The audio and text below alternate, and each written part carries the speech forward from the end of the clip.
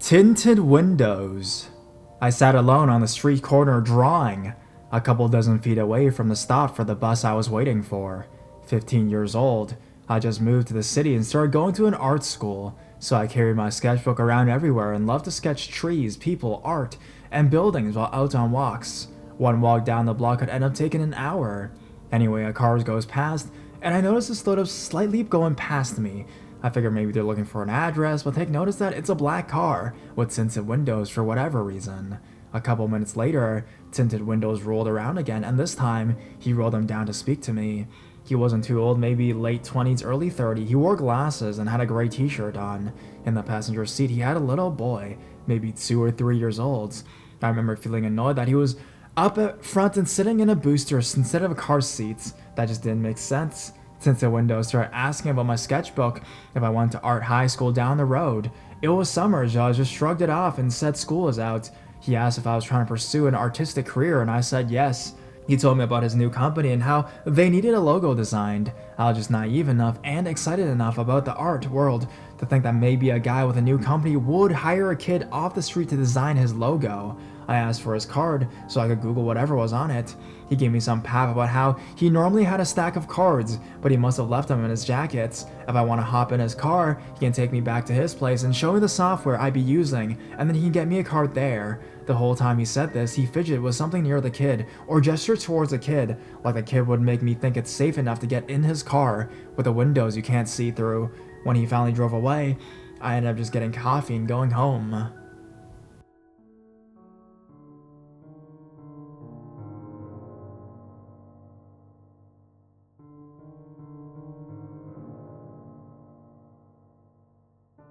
My friend the stranger. Hey everyone. I've been reading these stories for probably a year or so now, and have been wanting to share my story of my own, but simply did not have the motivation to write it, if I'm being honest. Please bear with me, as I am by no means a great writer, and this is my first ever post to Reddit. Anyways, this took place in a somewhat bigger city in the Canadian prairies. The city in question has always had a lot of vagrants, but only have been dubbed dangerous in more recent years. I was 5 or 6 years old at the time, and lived with my father and my older brother. My dad was always the opposite of a helicopter parent. We could basically do whatever the hell we wanted, as long as it wasn't annoying or inconvenient to him. We liked that bit of freedom, I guess, but too much of it can definitely be trouble, as I learned one summer day. My brother and I had each gotten our $5 allowance this day, and at that time our favorite thing to spend it on were 5-cent candies from the convenience store and gas station that was roughly 7 or 8 blocks away. I wanted to immediately go and buy some, but see, my brother did not feel like going. I asked my dad if it would be alright if I went alone, and assured him I'd be straight there and straight back. He mumbled that it was fine, father of the year or what. So I carry on my merry way, thoughts of the Bazooka Joe gum and sour candies racing through my head, and not a care in the world. The walk was fairly straightforward. You'd walk a long ways down the street I lived on, which eventually led to a main road that led off from the highway coming from the south. The convenience store was on this main road, and I did not have to cross the busy street to get to it. I did, however, have to walk past the lightly wooded area that was about 15 to 20 feet back from the sidewalk. I'll try to draw a map to better describe this layout, as it is important to the story. So I make it to the store without incident and leave with my goodies in hand and a smile on my face. Just as I am about to start my journey home, I'm approached by a friendly looking man with glasses and dark, almost shoulder length hair. He flashes a friendly smile and introduces himself to me. I, in my naivete, am quick to trust this gentleman and tell him my first name. We chat briefly, and he says to me, "Hey, I've got something really cool to show you," and waves an arm invitingly towards a wooded area off to my right. I hesitated briefly, and he assured me it would be really quick, so I went with him. He had led the way along a path between the wooded area and a fence that separated it from the residences on the other side, so we had a fence on the left side of us, the trees on the right side, and on the other side of those trees was the sidewalk and the busy streets. After walking for a couple minutes, we happened upon a big, more disheveled-looking man sleeping in a pile of leaves. Hector, my new friend, walked over to him and booted his foot. "Roy, wake up," he said, losing his friendly tone. "I found one." Roy slowly sat up, rubbed his eyes, and then lumbered up to his feet. Something about the second guy seemed off. He lazily eyed me up and down, and then reached into the left pocket of his dirty jeans. This finally unsettled me, so I looked over at Hector for reassurance instead, my eyes locked with what I can only describe as those of a predator, his features as twisted into a menacing sadistic grin. Panicked, and with the two men closing in on me, I ran the only way I could think to, into the trees. As I dodged branches and jumped over gnarly stumps and roots, I managed a couple of quick glances over my shoulder and saw that they were in hot pursuit, though their size difference put some distance between them and me. After what felt like an eternity, but was probably only a minute or two, I finally emerged on the grassy terrace and kept running until I reached the sidewalk, then past that and to the side of the road, screaming and waving my arms wildly. A woman quickly stopped her car and rolled down her window to ask what was wrong.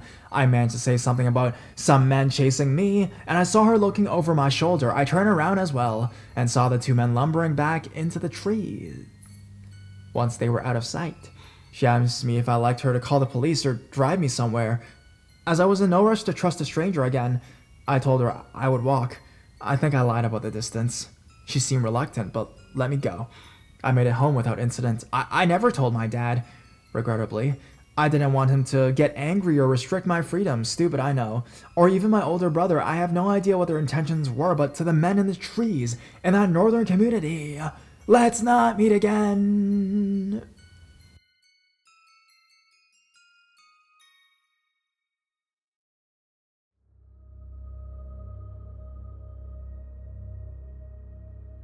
My jerk of a friend. This is probably the only experience I have that qualifies for this Reddit. I'm a college junior now, and this happened in my high school senior year. For context, my school is a rich public school. Not a lot of stuff, and the bullies were mostly gossipers, only using words rather than fists. I had a group of friends who I kinda hung around with, introduced me to a new member of the group. This kid was very large, had glasses and acne, and looked like a model for the nerd type. But he was far from it, and after he acclimated to us, he began to show us who he was. He was at first just shit-talking about teachers being bitches, females mostly, or how some were ugly or hot enough. He was very sexual and demeaning when it came to certain teachers. It happened with other students. Some who heard him and saw past his bullshit. He would make comments to girls, even me, saying things like nice ass, she has big boobs, or talking about fucking them. He made the big boob comments at me a few times, but I just ignored it. He was also an argumentative person, arguing and becoming aggressive at any subject. He continued to hang around, starting shit with everyone including me.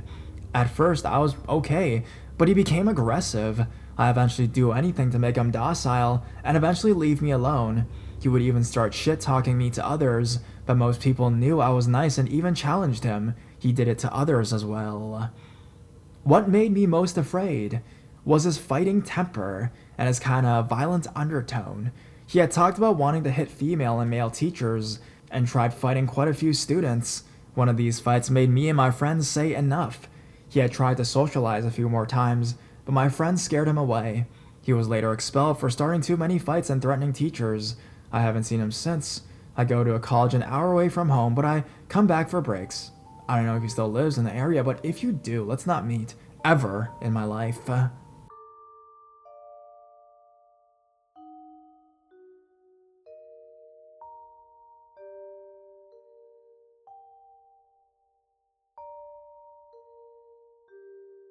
Creepy man groped me while I was underage and followed me home. I'm from the UK, and our summer vacations last 6 weeks. When I was 14 or 15, about 11 years ago, and my younger brother was 13, my older sister, who was 29 at the time, decided to break up our vacation by taking us to a log cabin in Scotland for a week. She knew there wasn't much to do around town, and she was always a great big sister, always looking out for my brother and I. My parents were happy for her to take us, and we were happy to go. My sister told us both we could each invite one friend. For my brother this was easy as he had one best friend, but for me it was very difficult as I had 5 friends to choose from. I basically ended up leaving it too late to decide who I wanted to bring, and all my friends didn't have enough notice to come. I was pretty upset about it, but my sister told me that while my brother was off with his friend, we would have some sister time and spend the week together ourselves. I love my sister very much, so this was ideal for me.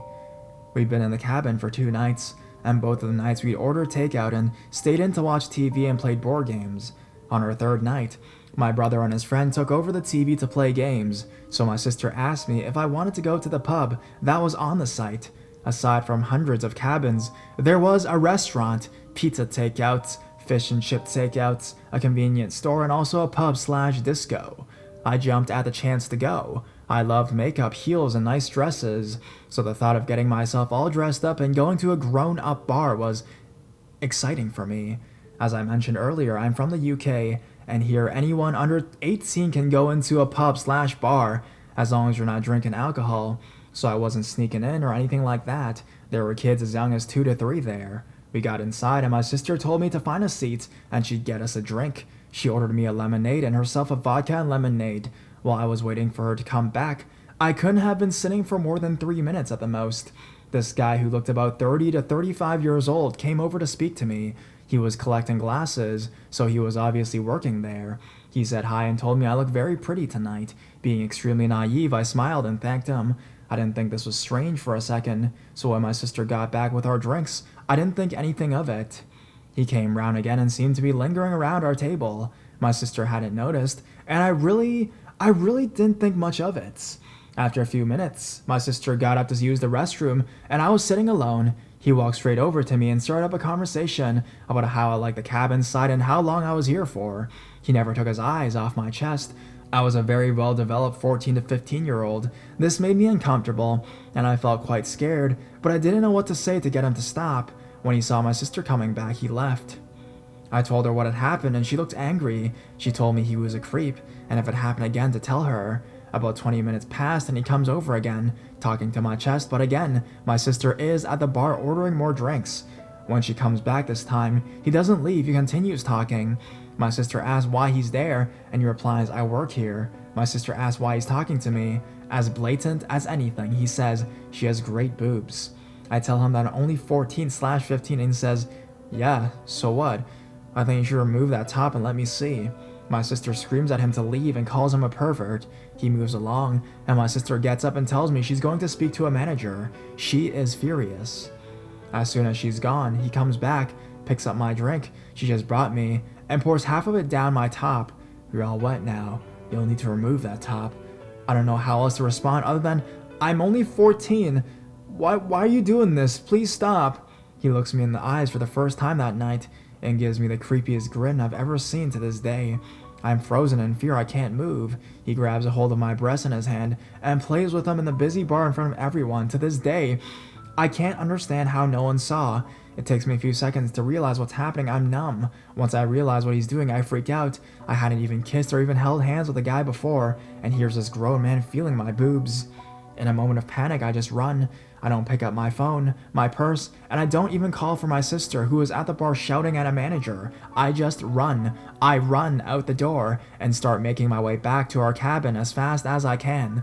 I'm not a runner at all. I'm anything but athletic, and I'm wearing heels, but I've never ran so fast in my life. I'm so scared I don't even realize that it's midnight, there's no lights on anywhere, and that I'm running in the complete opposite direction of our cabin. I look behind me for a second, and he's running after me. I swear I thought my heart had stopped.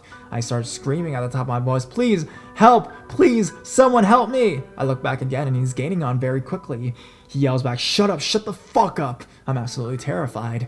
At this point, I'm just screaming nonsense. Help me, please, I'm scared. Katie, where are you? Please, let me go, leave me alone. I'm only 14, help me. He's so close to me now, he's laughing and telling me to stop shouting. I only want to talk to you, little bitch. I turn around and he's so close it terrifies me. It's midnight, so a lot of the cabins are in complete darkness, but I manage to see the light turn on in one of the cabins I am approaching. I continue screaming for help, and the door opens. A man about the same age as the one who's been following me steps outside and looks confused. He sees me sobbing and asks if I'm okay. I turn around. The pervert following me is running away. I can barely speak to the guy, I'm so scared. He asks me what happened, and I tell him I was being chased by a guy. He wakes up his girlfriend, and she waits with me while he goes outside to have a look around. He comes back a few minutes later and tells me that there's no one there, but he'll walk me to my cabin. When we finally reach it, my sister is outside walking around looking for me. I run to her and I tell her everything. She thanks the guy for helping me, and she calls reception from our cabin. They tell her that management would sort it out in the morning, as all bar staff have finished their shift now. We never waited to hear what happened. The next morning we packed our things and left. I never knew what came of it. I can only assume what he would have done if he had caught me.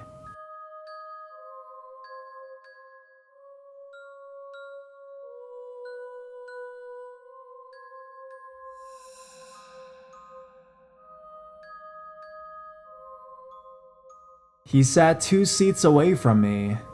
This happened yesterday.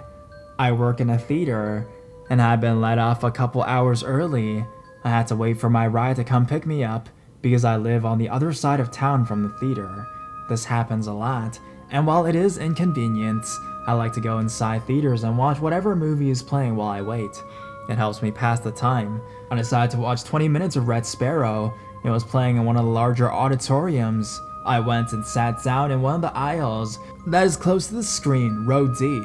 In my theater, we have assigned seating. This is important. When people purchase their tickets at the beginning of the transaction, they are guaranteed that spaces for 2 hours, and they're supposed to adhere to whatever seating they're sitting in, no matter what. We have a strict no switching seats policy. So I look behind me and saw the outlines of 2 people, just 2. It was a slow Wednesday.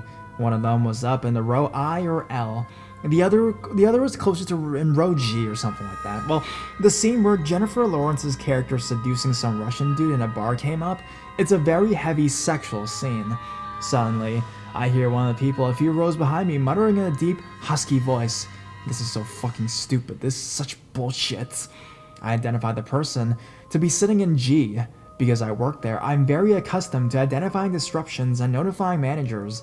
This guy, and it was very clearly a man, kept muttering other obscenities. I was about to alert management when he rose from his seat. I watched as he stood up in the aisle and froze for a few seconds, his eyes on the screen. Then he started walking down the steps towards the exit. I thought he was going to leave and demand a refund or something, and my alertness dropped. I was relieved, because he seemed clearly hostile and angry, and I was happy to just see him go. But to my annoyance, he didn't leave. Instead, he stood on the ramp leading to the exit and began jangling his keys, just playing with them, tossing them in the air, making a decent amount of noise. He kept muttering to himself. I suddenly felt immense dread. You know that feeling you get when you believe something might be awry? Well, it's almost like an animal panic. Well, yeah, I felt that. I was really hoping he'd go. I looked behind me one final time, and I shouldn't have. Suddenly, he moved quickly and erratically and took a seat exactly 2 seats next to me in the entire theater. He chose that seat. It was purposeful. I have long hair, and through my long hair and peripheral vision, I could see he's tilted his head, and he's staring directly at me. Grinning. He was an older white man, at least 60, wearing a baseball cap and glasses. I waited 2 minutes. The entire time, he kept his gaze on me.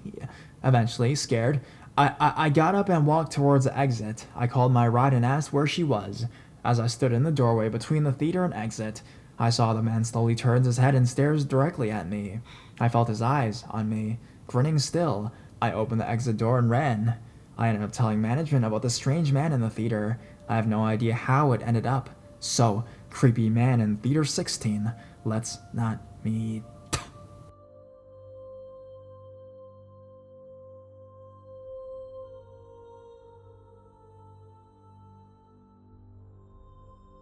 Beware of small towns in Florida. This was a long time ago, late 90s. When I was 19 years old, I moved from Oregon to Florida to be with my boyfriend at the time. Don't ever do that. I was thinking white sand beaches and Mickey Mouse, but instead got the swamp bugs and dirt roads. It was a huge shock to the system. We lived in a dinky little town called Hawthorne, just outside of Gainesville. Don't ever go there. Very small, 1 stoplight and 4 stores. Dollar General, Steve's Market, Eckhart's Pharmacy, and Sony's BBQ. Whoopee. Anyways, I got a job at the now defunct Eckhart's in the middle of town. It was next to the grocery store, so everyone shopped there. After about 3 months or so working there, I walked in to start my shift one day when the manager pulled me into his office. Laid out on his desk was about 30 to 40 open letters, all addressed by hand to me. Do you know this person? My manager asked. No, read one. So I picked the cheerful yellow one. Inside were two handwritten letters and a magazine cutout of a woman with long blonde hair just like me. As the Eckerd manager watched on, I read the letter. I skipped around a lot out of confusion, desperately trying to find out why I'm in his room. From what I read, it was mostly someone imagining what spending time with me would be like. A lot of it was sexual in nature. There were descriptions and comments about my hair, washing it, smelling it, and something about the moonlight. A few sentences were highlighted, others were underlined. My first thought was that, am I getting fired? Do you know this David Elrod?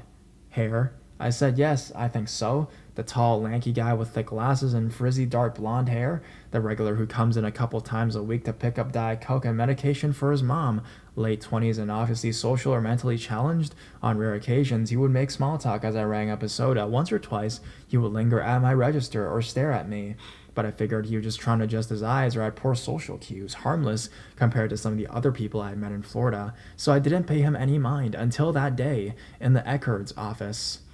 I knew he wrote the letters because of a strange encounter 2 weeks before. While working, he came up behind me and touched and caressed my hair. I had removed it from his hand and he apologized. Weird, no harm. I went back to work. After telling my manager this, he informed me that the customer was going to be banned from the store and I was being sent home while they worked out the details. What details? Confused, I walked out of the store and drove home. Strange. 2 hours after I got home from my non-shift at work, there was a knock on my door. I look out the window and see what resembles a SWAT team. What the fuck? I saw men in tactical gear with large weapons, 2 men dressed in suits, and several uniformed cops. In what seemed like slow motion at the time, I opened the door. A female officer holds up a few oddly familiar letters. Can we come in and talk to you about these? Realizing everyone in town has read the letters, I wanted to pass the fuck out. I don't even know the guy. We have a seat on my couch and she begins to speak. Out of the corner of my eye, I see my boyfriend shooting me dirty looks from the bedroom. The female officer mentions getting the letters from Eckerd's and attempting to issue a trespassing notice. They want to speak to him directly, she says, because her whole department is aware of David. The officers confronted him at his residence and attempted to evoke the trespassing notice from Eckerd's store. Apparently, he was not happy about this. He insisted for over 45 minutes how this was all a big mistake, and I wanted to talk to him. He was so combative and persistent, they decided to pursue stalking charges. Stalking charges? She continues, you need to be aware that David killed and partially dismembered his mother when he was 12 years old. He was released from a juvenile psychiatric facility less than 4 years ago. Diet Coke. We found disturbing materials at his home, she continued. We believe he's been stalking you. My mind kept wandering. It's my mom's favorite drink. David was arrested the next day for stalking after he was found in Eckerd's parking lot. But the last official word was he went back to the psychiatric hospital, or at least temporarily. I didn't have the chance to read the letters in full before they were entered in some vault of evidence, nor did they explain what they found at his house, so I never had the complete picture of what was happening. My boyfriend at the time was a huge dick about the whole thing, so I moved back to Oregon a week later. Besides, who wants to hang around when Norman Bates is fixated on ya?